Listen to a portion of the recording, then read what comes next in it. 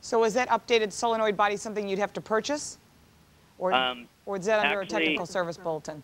Actually, that would be one you'd have to purchase because it's not considered a warranty condition.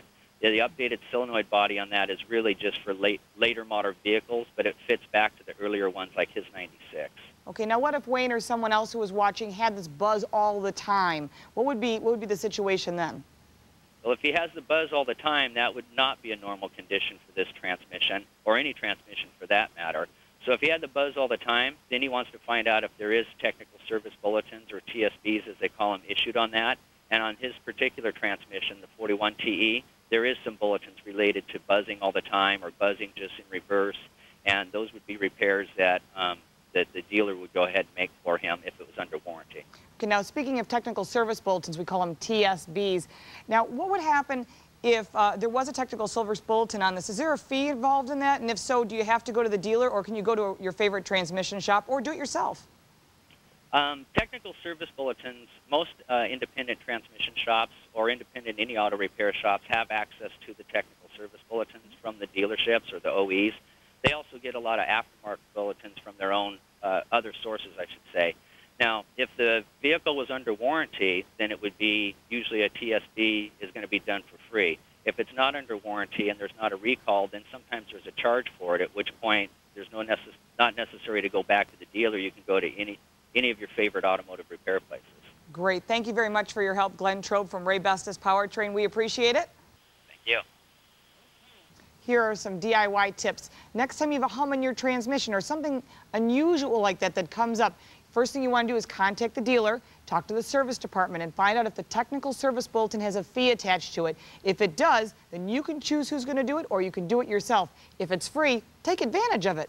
Right, Steve? Absolutely right, because I think the TSBs, technical service bulletins, those three-letter acronyms for the industry, TSBs provide information that's sort of like a rebate.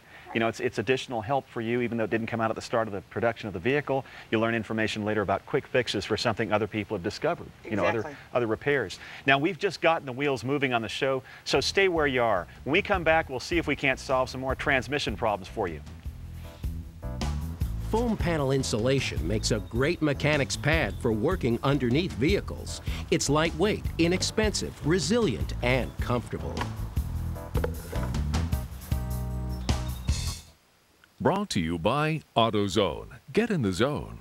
AutoZone. Get in the zone. AutoZone.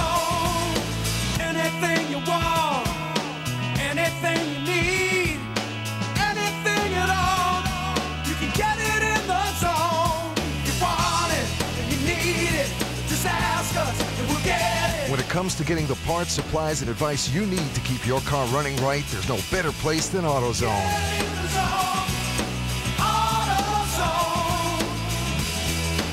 If you need to make a home repair, if you're ready to upgrade a room, or if you just want expert advice, talk to DIY on the Do-It-Yourself Network. Home improvement projects have never been easier, with experts Brad Staggs and Linda Lyday ready to lend a hand.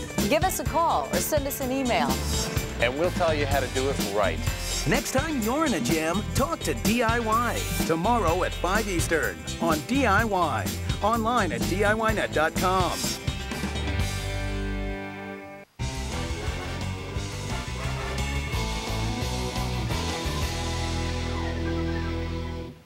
Welcome back. I'm Steve Ford. I'm Lauren Fix. Today we're taking some time to focus on solving transmission problems. So let's get back to another question.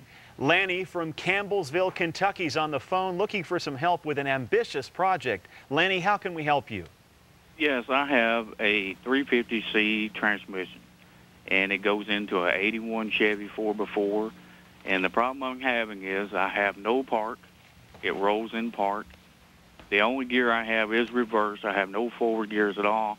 And I was wondering if this was something I could fix myself or that I might need to send out to a shop somewhere. Okay, Lanny, we have an expert with us who can give us some insight about that. There may be an easy fix. There may be a more complex one. Let's look at the options you've got. We have with us Glenn Trobe, who is a transmission expert. Glenn, we've got a transmission here, and we've also got some components spread out. Let's start with the transmission and your initial reaction to Lanny's question. Okay, Steve. My initial reaction is that since he has no park and he has only reverse, it sounds like it possibly could be a linkage problem. Since this is a four-wheel drive, if he was out four-wheeling, it's very easy to damage the transmission linkage or even the transmission case where the linkage is attaching. Now, what we can do is make a couple of easy checks, and the first one would be we're going to check the linkage on the transmission.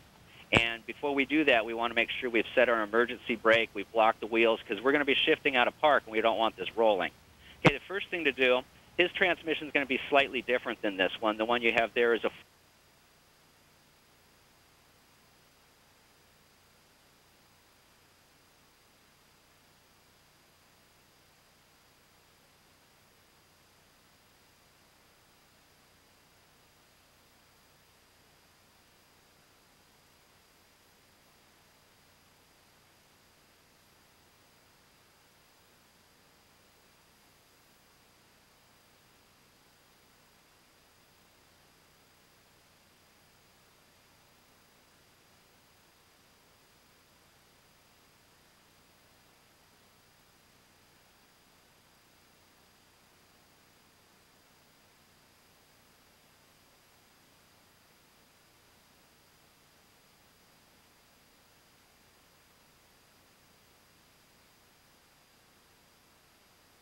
without a transmission overhaul.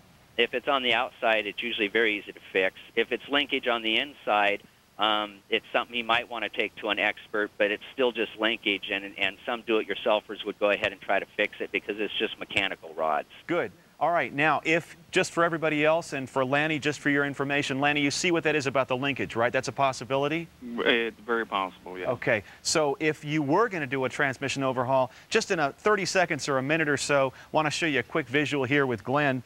Glenn, if you could, we have a lot of components here. When you overhaul a transmission, just a couple of highline points so people can understand what's involved. Well, Steve, there's quite a bit involved. First of all, we're going to need some special tools just to get it apart. Once we get it apart, all the parts have to be thoroughly cleaned and inspected. And many of the parts we're going to go ahead and reuse, but then we're going to replace all the gaskets and the rubber seals. Okay. And we're going to also be replacing sealing rings and friction plates.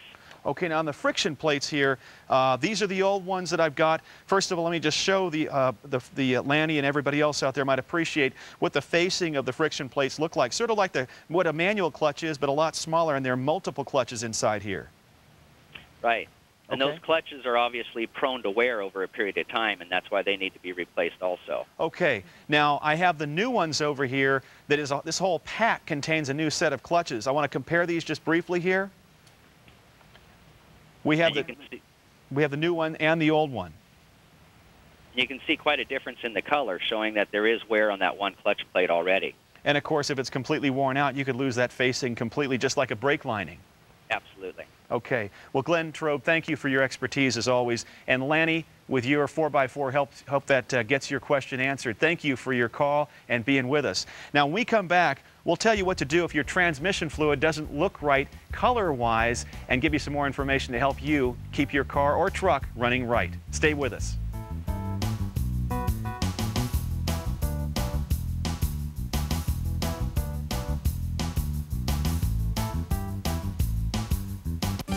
Success is best measured in the ideals an individual and a company strive to achieve. In addition to becoming a world leader in the manufacture of home improvement and building products, we support and integrate ourselves in the communities in which we operate. This corporate balance, achieved by years of dedication, is key to Masco Corporation's continued growth and our unwavering support of rebuilding communities across America.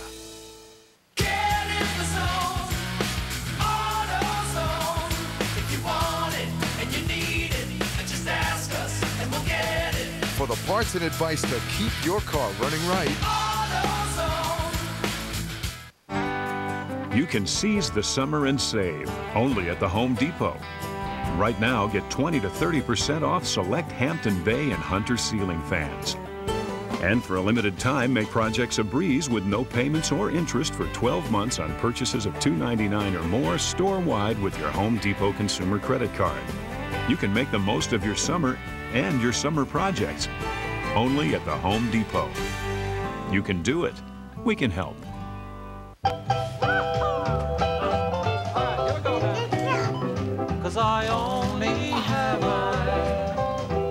How can a cereal so simple taste so good? Life is full of surprises.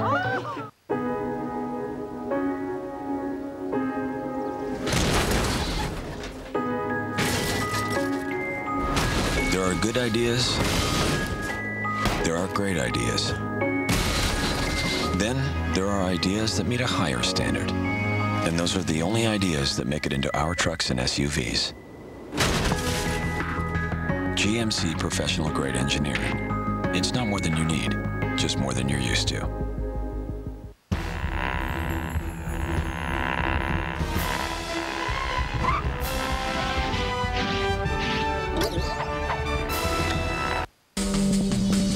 Now showing on Channel 538, the Last Chance channel from Dish On Demand pay-per-view.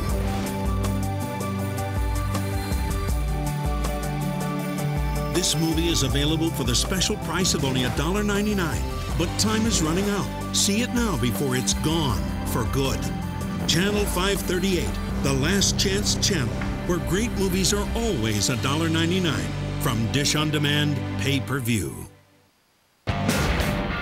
Tonight, Animal Planet is sending 12 people into the jungle. This is a very dangerous animal. For the wildest competition on the planet. I'm not here to make friends. This is a huge game of strategy. It's a fight for a prize money can't buy. I don't know if I can do it. Yeah! To star in an Animal Planet TV show. All or nothing right here. But in order to win, you've got to be a real animal. You guys can all just hate me from now on. I don't care. King of the Jungle starts tonight at 8, only on Animal Planet. Living, breathing entertainment.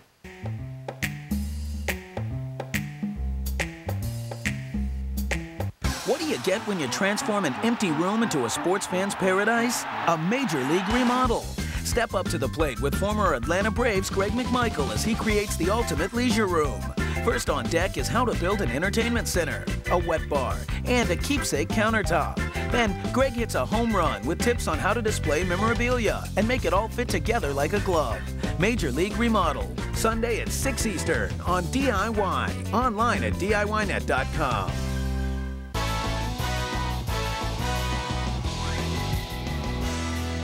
Welcome back to Talk to DIY, the show that helps you help yourself by giving you the information you need to get the project done. Mike from Salt Lake City, Utah needs some help from us because he's having a little problem staying warm. He sent in this email. I have a 1992 Ford Aerostar van. When the blower is turned on, the heat does not remain constant, but cools off very fast. After a few minutes of driving with the blower off, it can be turned on and just a bit of warm air comes out before it cools off again very fast. Any ideas where I should begin to correct this problem? We can help you with that. You know, some of the things people forget about is how these systems work, and they're actually quite simple, so I'd like to explain it to you so you understand, so you know where to start seeking the answer. Let's start off with what you're looking at. This would be the evaporator from the air conditioning unit if you've got air conditioning, and this is pretty standard for most cars, just so that you know. And this is the heater core. Now, every car just about has a heater in it, so that would be something you've had. Now, the heater core operates based on you start your car, the coolant goes through the system, through the heater hoses, into the heater core and then out. Now, the air conditioner obviously works through the air conditioning system. Now, how do you get the hot and cold air? That's probably what part of your question is. Well, there's a blower motor here, and this blower motor is like a little squirrel cage, and it spins around the way you set your settings, whether you want it on low, medium, or high, and the air blows across either the evaporator or the heater core, depending upon whether you have the heater on or the air conditioning on. It's pretty simple. Now, how does it know which? There's a little door here, and it's got foam on it. Now, this foam can deteriorate, and that might be part of your problem. You do have a 1992, so it might be in good condition, but you're not the original owner in most cases, and if you are, then you know what's happened to that vehicle, but things deteriorate over time. So if this door is this way and it's closed,